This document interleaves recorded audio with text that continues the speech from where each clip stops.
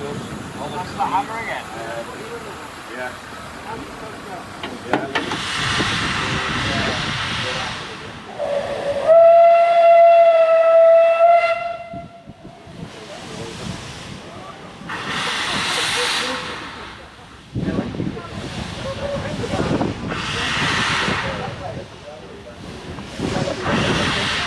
Again.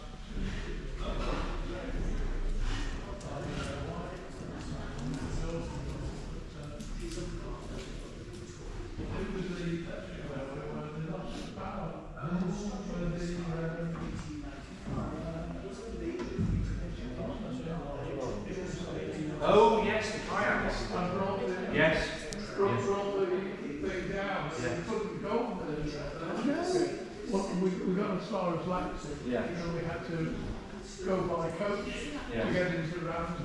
Oh no. Yeah, I remember that happening. We see a video. That was mid-August. Yes.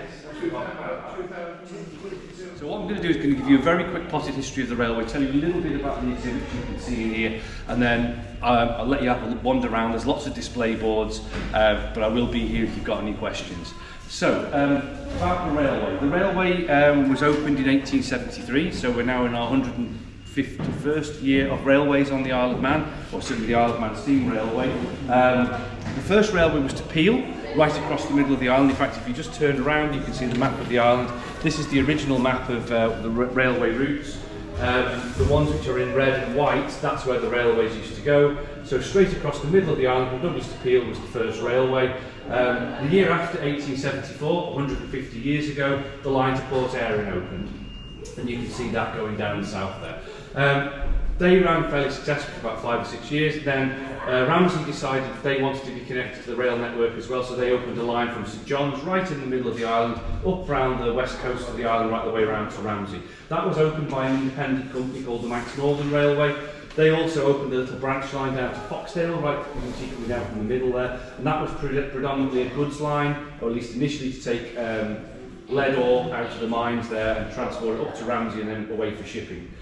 The Manx Northern was never a terribly successful company, and of course it's quite sparsely populated going around that west coast, and in 1905 it was taken over by the Isle of Man Railway. The railway then ran fairly successfully all the way up to the 1960s. Very canny organisation, very canny management of it. So for example, as you'll be aware, railways in the early 20th century suffered from competition from buses, as did the Isle of Man Railway. So the Isle of Man Railway, being very enterprising, bought the local bus company. And in fact, if you look at all the red routes that you can see on that map, that's where all the buses used to go. So they bought that, everything carried on, busy during the Second World War when there was lots of military bases here for the RAF and the Navy. All the way through the 60s, and of course changing holiday plans and so forth, people going abroad, numbers started to go down, and unfortunately the railway closed down in 1965. There had been a manager called Mr. Sheard who'd run it, both the railways and the buses for many years, and when he unfortunately passed away in office and the new manager came in, he found that the buses had been subsidising the trains to quite some extent. So unfortunately they had to be practical and the railway was closed down. That could have been the end of the story, but in 1967 a gentleman called Lord Ailsa came along who reopened the whole network all the way across the whole island with the exception of Foxdale, and ran every part of the network for another 2 years till the end of 1968. Again, it didn't really make money, and eventually the Ramsey line and the Peel lines were closed after the 1968 season. Lord Ailsa carried on till 1971 and then came out of his lease agreement early, and it passed back to the railway company and was run with a small subsidy. It carried on in one way or another till like that till 1978 when the railway was nationalised. So that's when it became part of an Isle of Man government asset, and it's been running since then. Various ups and downs as you would expect as life happens, but at the moment the railway has to be said is probably in the best sort of condition it's been in for a very long time. For example, the track, obviously you've all come down this morning, the track was relayed 20 years ago. Underneath the track is a sewage pipeline. And it was the most, we pump all our sewage to a central processing station, and one of the deals was put it onto the railway lines, but when you put the track back you have to put it back in a better condition, and it's basically was relayed to the point where you could run 60-mile-an-hour commuter trains if you wanted to. We've never done it, but you could if you wanted to. The locomotives again are in really good nick at the moment. We've had 5 new boilers built by the Severn Valley Railway in Shropshire, so they are in pretty good condition at the moment. So that's a very, very quick potted history of the railway. What can you see in here? Okay, so on the left-hand side here is engine number 1, Sutherland, which has just been cosmetically restored, or at least cosmetically restored 2 years ago. The finish on it is particularly good. If you're familiar with the National Railway Museum at York, the guy who painted it is the same chap who does Flying Scotsman and Mallard and all those locos. And it's been beautifully done. Hasn't really run properly. It ran in the late 1990s for the 125th anniversary using a boiler borrowed from another engine. More of that in a moment. It was taken out of use in about 1964. And it's in the colour it would have been, condition it would have been in the 1930s. That's what we call, so there's 3 variants of Isle of Man locos. That's what we call a small loco, that's a medium size on the right, and then there's the large one, which we'll talk about in a minute. One of the things about the Isle of Man Railway is that the locomotives are basically, there's about 15 of them, which are basically the same. Okay, and we also have a written policy of don't throw things away. So the point is, if you're using that one and a bit breaks on it, you can pinch one off another one and it keeps them going. And they constantly do it. We also then, so that's engine number 1, Sutherland from 1873. This is engine number 5, Mona from 1874. When this was delivered, it would have looked exactly like that one. But again, they don't like throwing things away. They basically said when they opened the North Line, they bought 4 new engines, like the one you came down on this morning, Maitland, which is slightly bigger, medium-sized engine. And they went, oh, they're good. What can we do with the ones we've got? So they took the small engines, put a bigger boiler in, put a bigger set of tanks on them. Hey presto, you've got another 3 medium-sized engines. So that Mona hasn't really lasted around in 1970, and again, it's been beautifully cosmetically restored by the Isle of Man Steam Railway Supporters Association. What else have we got here? Behind that, we mentioned the Manx Northern Railway before. Behind that, we've got a Clemenson coach. Clemensons are unusual. Usually railway carriages run on bogies, 4 wheels at both corners, and they pivot and go around the corners. The Manx Northern like to do things slightly differently. That's only got 6 wheels under it. A Clemenson system is where the middle set of wheels is on a pivot and it slides out and slides back. That's just been privately restored by a gentleman up in the north of the island, and when you have a look at it, you'll realise it was an absolute wreck when he got it, and it's beautifully restored. A couple of goods vans at the back there, a G van, which is like the closed van, and I think it's the M wagon at the back there as well, again, a reproduction. The railway didn't often pull a lot of goods trains. They would usually put wagons on the back of passenger trains, and if you're familiar with something called fly shunting, which is basically, they used to do quite a lot of that, where you basically uncouple the train when it's moving and switch the points and let the wagons run into the sidings and so forth. All highly illegal across the water, but we carried on doing it for quite some time. There were occasional goods trains like market days for cattle trains and things, and like taking the stuff out of Foxdale from the mines, but generally speaking, we've got mixed trains. On the left-hand side, there's another G van at the back, and in front you can see F75. That was the Duke of Sutherland's saloon. That was one part of that was used on opening day in 1873. Again, we were talking before about the Isle of Man Railway doesn't like. Sorry, do you want to get through? You're right. Okay. We were talking about the Isle of Man Railway doesn't like to throw things away. When the railway opened, they had little 4-wheeled coaches, which were not terribly comfortable to ride in, very bulby. And then they bought some bogie coaches, like we mentioned before, which were the bee's knees. We've got all these 4-wheel coaches and they're not doing anything. What can we do to improve them? And somebody had the bright idea, why don't we take 2 4-wheel coaches, plot them on a bogie underframe, and then make them into a bogie coach? And that is exactly what you've got there. The front bit was used by the Duke of Sutherland, the back bit wasn't. But if you look at it, when you go down, you'll see there's a partition down the middle where they put them down and boxed in the middle to make one big coach. So don't throw anything away and keep using it. So that's a really, really quick potted history of everything that's in here. I know you're on a very tight time schedule, so I'm going to let you have a wander around. Has anybody got any immediate questions? If not, I will shut up and I'll put the video back on and I will let you watch.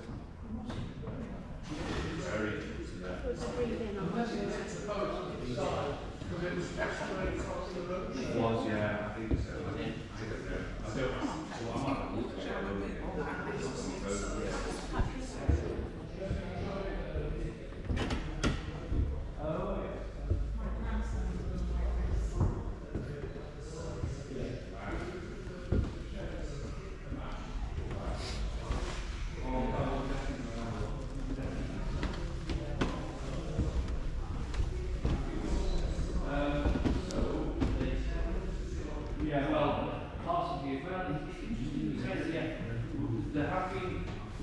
There's 2 pieces of railway on the churches which came out in the 60s, which have been out since the late 1990s, water restoration. There is one diesel they bought about 10 years ago, which is in America, which has been mitigated in West.